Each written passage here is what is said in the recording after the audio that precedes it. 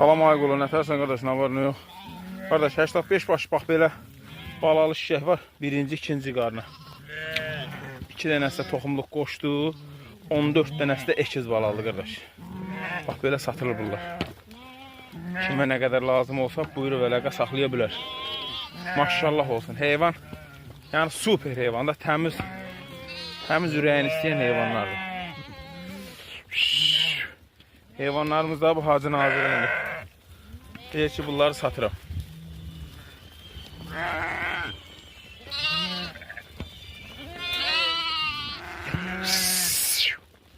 Maşallah olsun, heyvan biri-birindən gözəl baldır, bal. Vay maşallah. Merhaba, bunlar hamısı birinci qarnı şişək.